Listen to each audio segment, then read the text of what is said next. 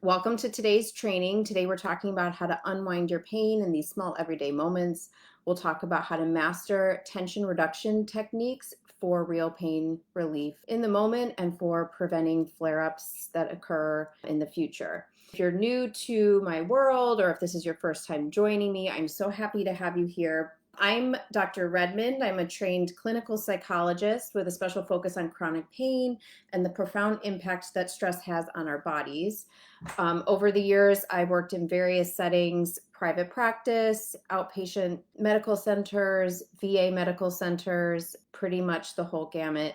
And beyond having a profound knowledge of chronic pain and pain psychology, I'm also board certified in biofeedback. Biofeedback is an advanced technique that's used with individuals to help empower them to take control of the physiological responses in their body. So the way that their brain and their body physically respond to pain and stress. Today's training, this is relevant because in today's training, I'll be sharing some insights into sort of my stress reduction toolkit that I include in my group coaching program.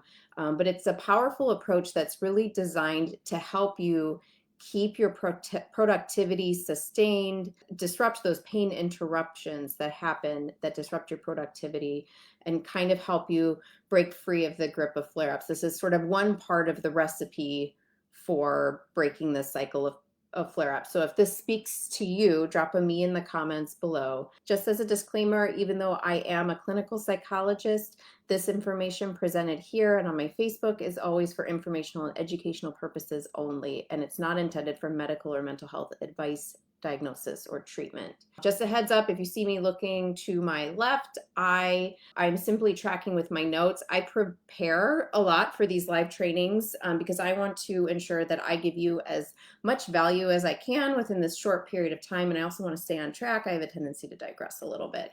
Your time is valuable, and I always want to make it count. So if you see me looking over there, I'm just tracking with my notes. Okay. I also want to address the elephant in the room because I understand that sometimes women can feel uncomfortable with the information regarding stress, the word stress reduction techniques, or stress management.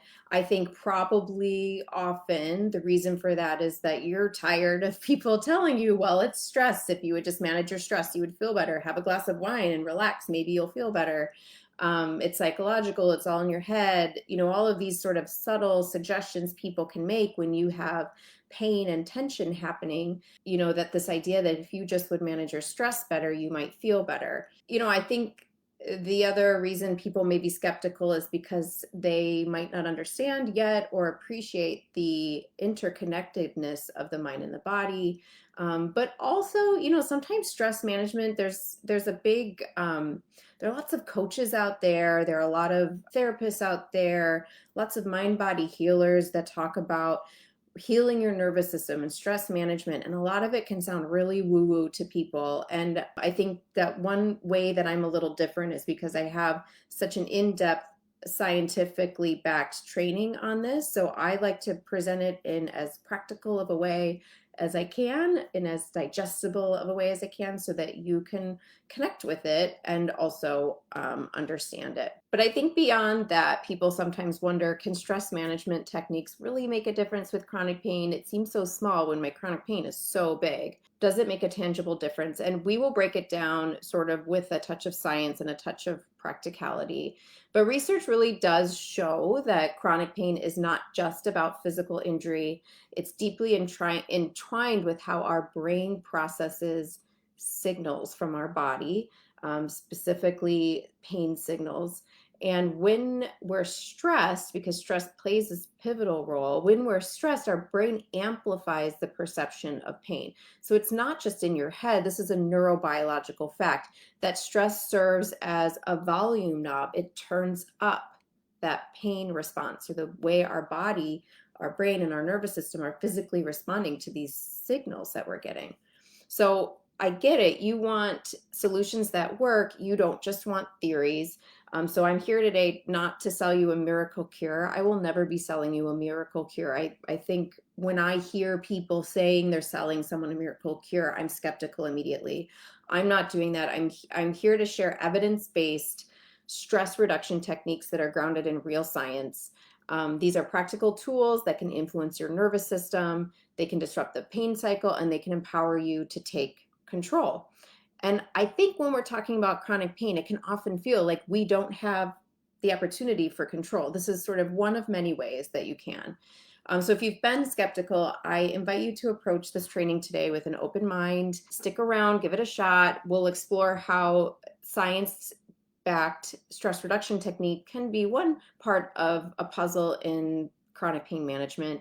And I think that you deserve this holistic approach that goes beyond injury and a biomedical conventional approach. So I'm here to show you this one piece. But today we're going to dive into sort of that intricate relationship between stress and chronic pain. And some of this showed up in the chat under my announcement for this live training today, where one of the women in the group commented that not only does my stress make my pain worse, because we all have stress. Stress is part of our everyday lives. But pain is also a stressor, and that's absolutely true. And so there's this relationship, an intricate and complicated relationship between stress and chronic pain, and we'll unpack the science that binds them together. They're interconnected in a way that can significantly impact our well-being. So we'll start by exploring how chronic pain can act both as a cause and a result of stress. And it's a two-way street where the burden of pain can create stress, and we know this because we feel it every single day. The double whammy, though, is that the presence of stress, as I said before, in turn, can intensify that experience of pain. So understanding this dynamic interplay is crucial for developing the strategies that you need to kind of break that cycle that's going to happen. It will happen, and we need strategies to break it. So we're going to zoom in on the impact of stress on the nervous system and how it can act as an amplifier for pain signals. When we are stressed, our body activates the sympathetic nervous system. I think in layman's terms, a great way to think about this is it activates our fight or flight response. Fight or flight response, and when you think back to ancestors hundreds of years ago, fight or flight response is that response of our nervous system when a lion jumps into our room or our cave. What will our body do? Our body will, a cascade of physical and hormonal changes occur that prepare us to either fight the lion or tiger. I can't remember what I said already. Fight the lion or the tiger, or flee and run away. Some of those changes that happen in our body, our palms get sweaty.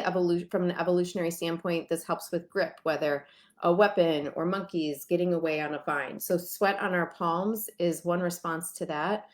Muscle tension, so our muscles are preparing to do what they need to do to help us stay safe. Our breathing becomes more shallow and more rapid. Our blood flows away from our fingertips to the internal organs that need to be really ready and activated to help us keep ourselves safe. And these are just, and our heart rate picks up. I think we all kind of feel that sometimes when we're nervous or anxious or feeling like we need to protect ourselves. Another simple example of the fight or flight response, sort of imagine you're sitting in a quiet library, you're reading a book, and suddenly the fire alarm blares unexpectedly. What physically would happen in your body? This is the fight or flight response. So that abrupt noise triggers an instant response from your nervous system. Your heart races, your muscles become tense, your mind shifts into high alert, and in that split second, your body is preparing for action. It's deciding whether to confront this danger or swiftly escape the building. And this unexpected jolt, this fight or flight response, showcases how our body instinctively shows up for us in these moments, and it gears up for action in the face of perceived threats, even in the most unexpected and mundane settings. So again, when we think about our ancestors thousands of years ago, most of their stressors were physical threats, right? Today in our modern society, we have stress too. Many of these stressors remain chronic, or our stress levels remain chronic because as soon as tax season is over, you've got a deadline coming up at work or a presentation you have to do, or your kid gets sick, and what are you going to do now? You had all of this stuff you needed to get done. And there's always something in our day-to-day lives that kind of keep that stress level high, and it often doesn't get a chance to turn off. We often don't get a chance to complete the cycle of stress. So a complete cycle of stress looks like threat, fight or flight response, threat is over, fight or flight response shuts off, and then our body goes back to baseline. We can relax, we can be at baseline, our body can rest and digest and prepare for the next stressor. It's supposed to turn off at some point. But for many people, right now, with or without pain, that stress response often doesn't get a chance to turn off. And then when you add pain to the mix, it can often stay turned on for that reason as well. But so this physiological reaction, while it's happening in short bursts, it becomes problematic when it's prolonged. So stress-induced hormones like cortisol flood our system. It sensitizes our pain receptors. So we have receptors all over our body that send signals to our brain, alerting us to a potential threat. And sometimes our brain responds by producing the experience of pain. But stress can make those receptors more sensitive. It can heighten our perception of pain. In other words, our brain can become really quick to protect us when we're in this chronic fight or flight state. Our nervous system becomes too sensitive, and that pain alarm is set off much more easily. So stress isn't just a byproduct of chronic pain. It's an active contributor that can make the pain experience more intense and more persistent. So when you understand that intricate connection, it allows people to implement it allows us, people like me, to implement this targeted education, not only to manage pain, but to alleviate some of that physiological stress that can fuel it or make it worse or keep it going. So later in the session today, we'll explore practical stress reduction techniques that are stress reduction techniques that's rooted in science. And by the end, you'll have a clear understanding about how managing stress can impact chronic pain directly, giving you the tools to take charge of your well-being in that way. So stay with me. We'll continue to talk about stress. So when we think about the role of pain as a stressor, chronic pain is a stressor, there's no doubt about it. Throw a comment in the chat if you want to about how pain causes you stress or causes you to feel stress. What shows up in your body? I would really love to know. And I would imagine you're not the only person who experiences that. Chronic pain is not merely a physical sensation. That's how we feel it in our bodies, but we also know that it's much more complicated than that. The web expands so far and wide into our lives, especially when we've had it for years. It's this sort of constant companion that we have that intertwines with our stress systems, and it can create this dance that affects both our body and our mind. And so when you're grappling with chronic pain, your brain is perceiving this as an ongoing threat, and this ignites a persistent stress response. So imagine that it's basically a car alarm that won't stop blaring. Your nervous system is staying on high alert. It's sending signals that amplify those stress hormones like cortisol, and that in turn intensifies that perception of pain. And living with chronic pain takes a toll on the body. We know living with stress takes a toll on the body, but it also takes a toll on our psyche, on our mind, on our mental well-being. Physiologically, the prolonged stress response, when it sticks around for too long, it can lead to muscle tension, inflammation, disrupted sleep. It can really perpetuate this never-ending cycle. And psychologically, it wears down our resilience. So we might have started this chronic pain journey with a lot of bravery and resilience and feeling empowered, but it can really weigh that down. It can lead to anxiety, depression, and even a sense of helplessness over time. There's nothing I can do to stop this cycle. But let's add a layer of real-world understanding, because studies consistently show the vicious cycle between pain and stress, and anecdotes from individuals that I've worked with, women I've worked with navigating this path echo that they also consistently see this vicious cycle playing out in their lives. And so for many people, for instance, they'll report that their chronic pain seems to trigger stress and vice versa, and again, creates this loop that's hard to escape. So when we couple personal stories, scientific research, we can see that these two things, stress and pain, are deeply entangled. They feed off the other. And it's crucial to recognize that to break free from this cycle, we have to acknowledge both the physical and the emotional aspects of it because they are unquestionably connected. So with that, I want to shift our focus to that mind-body connection and its pivotal role in the context of chronic pain and stress. The mind and body are intricately linked, no question about it. There's many common sense examples for us to notice this, and I'll give you one in a few minutes. Understanding that connection is crucial in the journey to alleviate chronic pain. If you're someone who's here today and you are still not convinced that the mind and body are connected, that like what we feel in our body is just a physical thing we feel in our body, our brain has nothing to do with it, I would like for you and everyone, please, to participate in this brief experience with me. If you're comfortable with it, close your eyes. If you're not comfortable closing your eyes, just gaze down in front of you. I'm going to close my eyes. And so in your mind, I want you to imagine you're in your kitchen. You go in your refrigerator. You grab a lemon out of your fruit drawer. You pick up that lemon and you hold it in front of your face and you just really look at it with all of your senses. So maybe you bring it up to your nose and you smell it. You notice the color, the bright yellow, the ridges in the skin, maybe the way that the ridges feel on your fingers. And you take that over to the cutting board on your counter and you take a knife and you just cut the lemon in half, and then you cut it. And as you cut it in half, you see some of the juice spill out. Maybe you catch a little bit of the smell of the lemon. Maybe you feel the lemon juice on your fingers, and you cut it again one more time, getting just 1/4 of that lemon in your hands.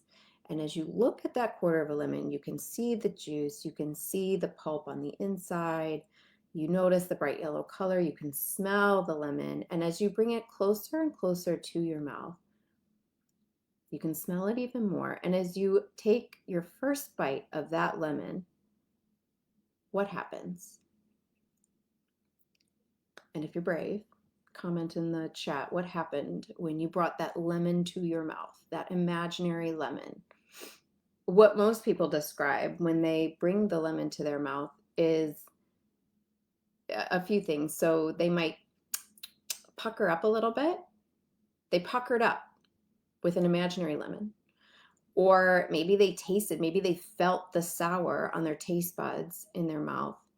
I've had people tell me that they have a cut on their finger, they had a real cut on their finger in real life, and they felt the lemon juice burning that cut. And other people will report that they started to salivate when they brought that lemon close to their mouth. So the lemon isn't real. We made up the lemon, but we engaged with that lemon with all of our senses, and then we felt that lemon in our body. The imaginary lemon we felt in our body.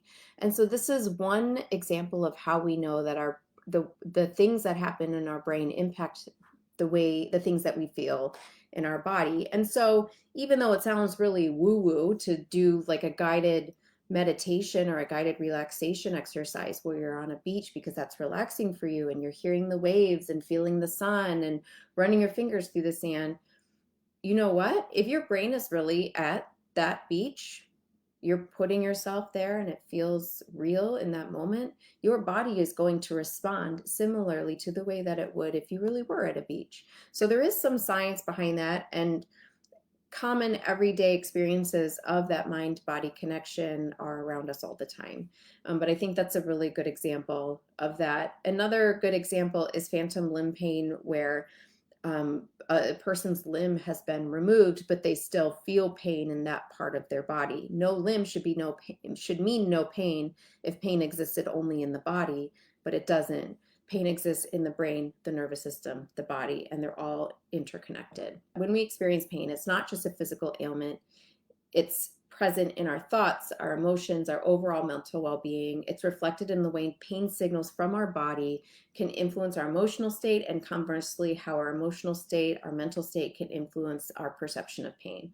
But the exciting part is how stress reduction techniques are powerful tools and can influence both our mental and physical well-being at the same time. And as we reduce stress, we signal to our body that we want to shift from that fight or flight response to the rest and digest state, or basically the opposite. It's the off switch, because we're sending signals of safety. We are on purpose, intentionally sending signals of safety, so our threat perception system knows we are safe. We can turn this off now, and our stress cycle can complete its cycle.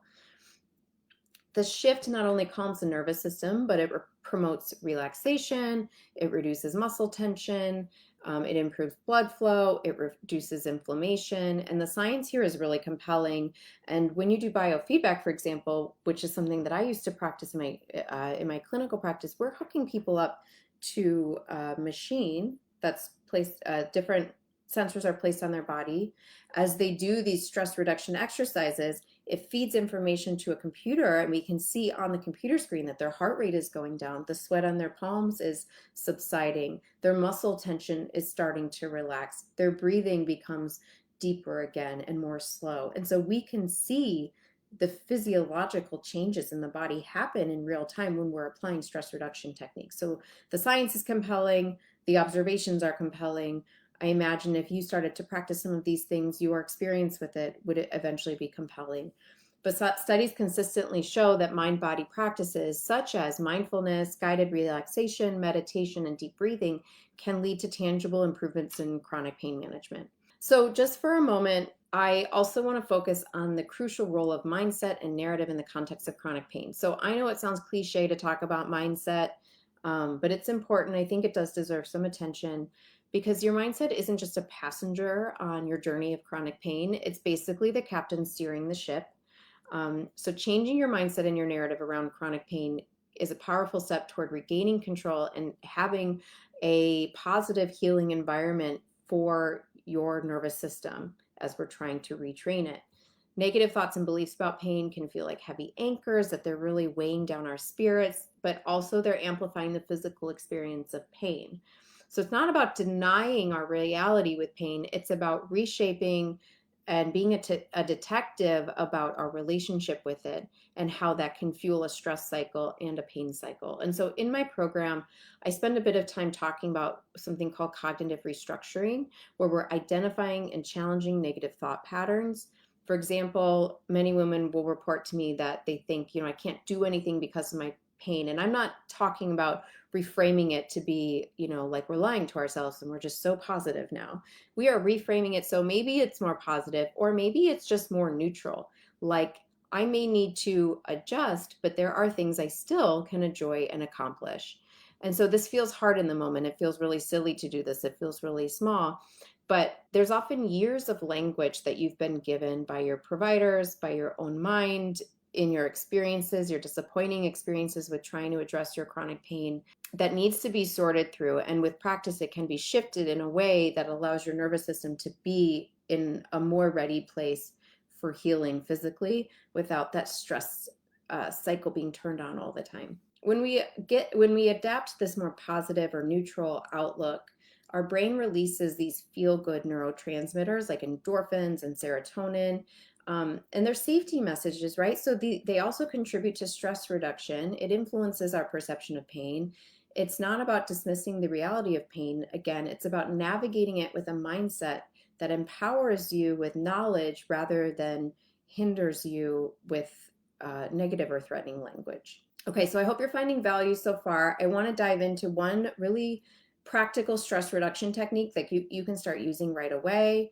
You may have learned it already, but I'm just going to give you some information that empowers you for the reasons why you might use this. And we're just talking about deep breathing, something as simple as deep breathing. Been seeing people with chronic pain for years.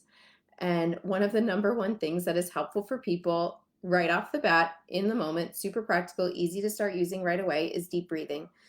So I went to all of that school. I used to feel this way. I went to all of that school just to have deep breathing help the people that I was with, but it really is so powerful.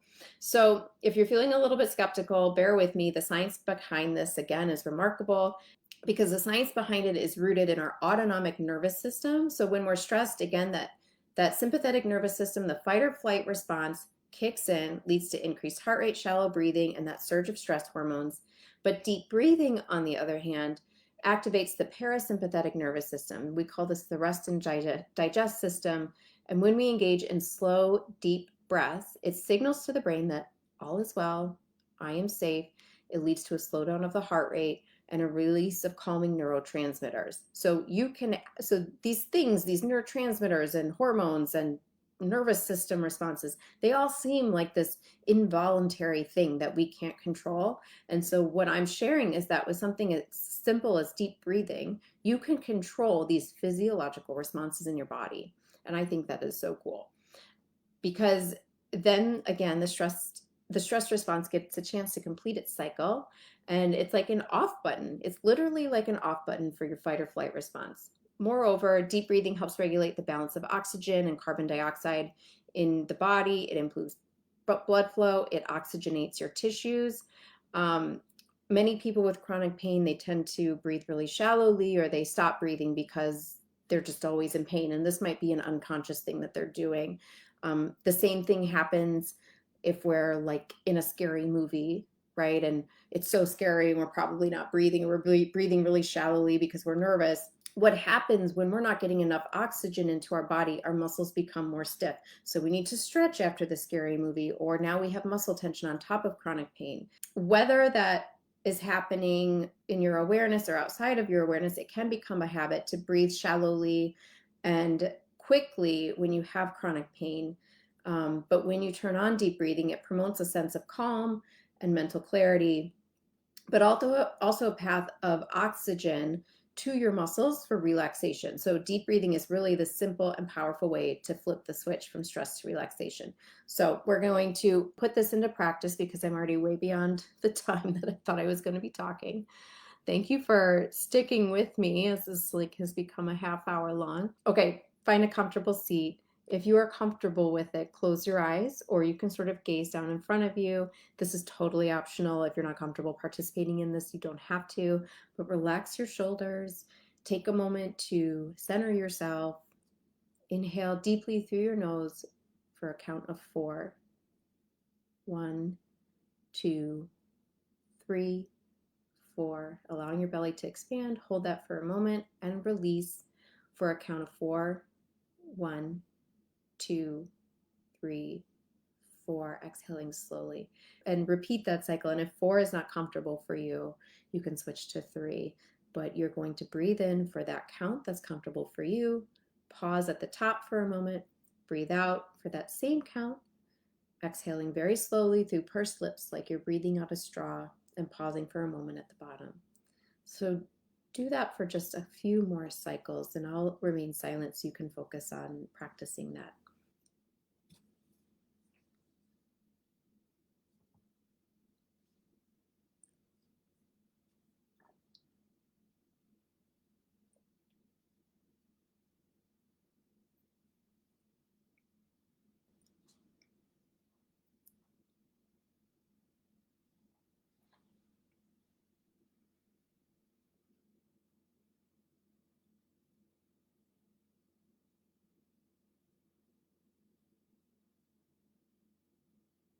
Maybe think about doing one last cycle of your breath to wrap up the exercise.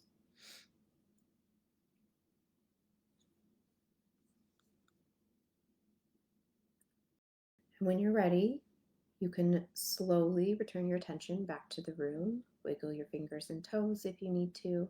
Bring your breathing back to normal. Open your eyes if they were closed. When you practice this, the idea is that you're feeling the rhythm of your breath, the rise, the fall of your chest and abdomen.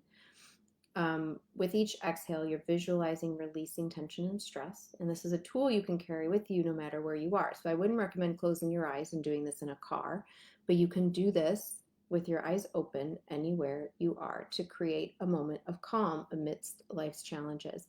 And what I would always tell people is insert this into your day 3 times a day, whether you're feeling stressed or not, because the more practice our nervous system gets at receiving this information, the faster it can respond by turning off that fight or flight response and giving our nervous system a break.